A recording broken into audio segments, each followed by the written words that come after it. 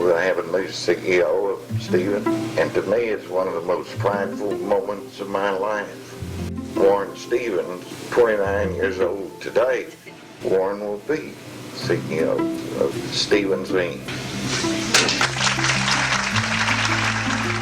Jack had called me and given me about 15 minutes warning that it was going to happen. Went down to the Coachman's Inn and everybody was gathered.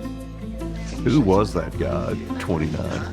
I turned 30 in a year, and I've never been so happy to have a birthday, was to turn 30 and not tell friends and clients that I was 29 and CEO of the firm.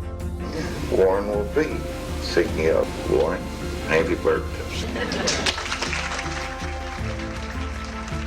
And at that point, he was in charge of Stevens Inc. Congratulations, Warren. He had a new job, and he grabbed it by the reins, and he started growing it.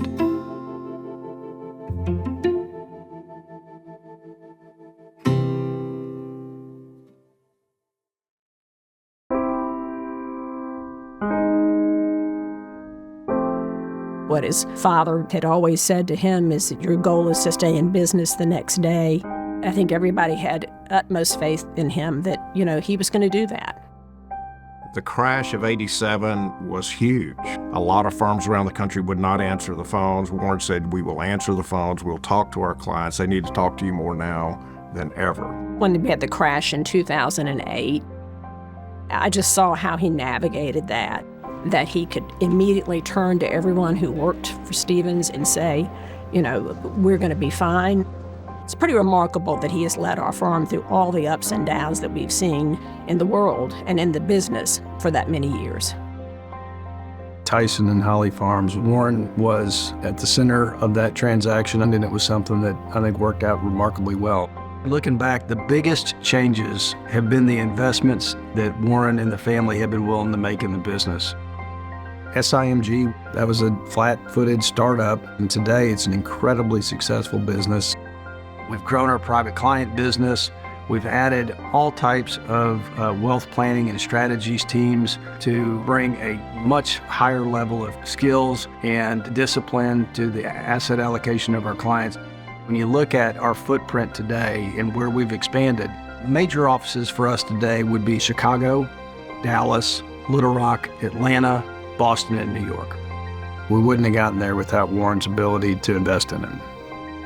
Since Warren has taken over, we've gone from 100 employees to almost 1,400 employees. The international presence we now have in Europe with office in London and Frankfurt, it's an accomplishment.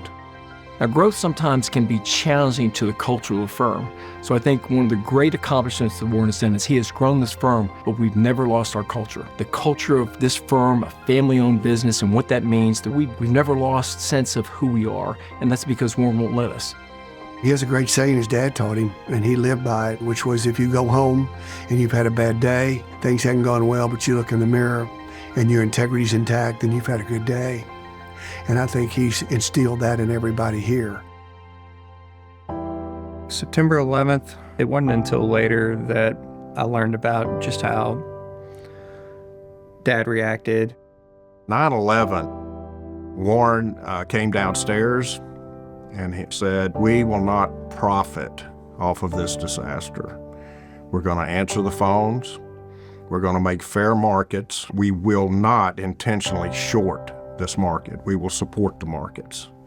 It struck me that if we'd have gone home, we'd have just, in a small way, let the terrorists win another round, and we weren't going to do that. And that's what we did. That's when he hung that flag.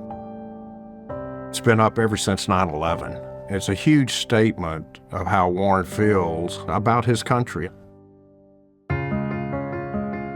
I always say we hit the lottery with our parents. They taught us the value of work.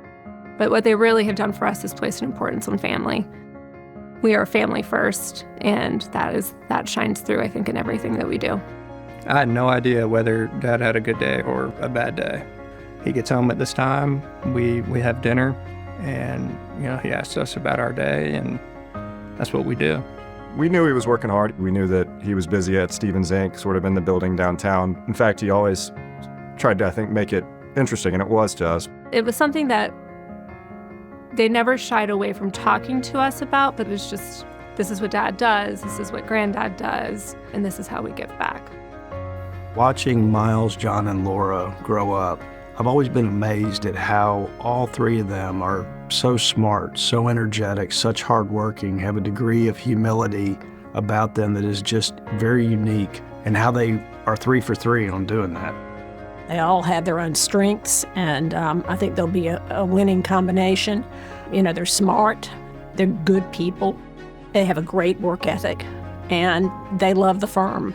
They'll do a great job. I can't wait to see what they do. And I think his legacy will be all that he's done, not only at Stevens, Inc., but for the city of Little Rock and the state of Arkansas. Warren and Harriet have made a tremendous mark on the state of Arkansas, actually on this country, but both of them have done so much for our community, for our state, to make us better. Who was that guy, 29? I hope I'm really not that different, but I've certainly learned a lot. You know, Dad always talks about how we stand on the shoulders of giants, and he's talking about Granddad and Uncle Whit. And I think he's too humble to consider himself part of that, but he really is one of those giants as well. I think Warren's greatest achievement is he created his own legacy. His legacy when he first started was he's Jack Stevens' son, Whit Stevens' nephew. He's not just that anymore. He's Warren Stevens.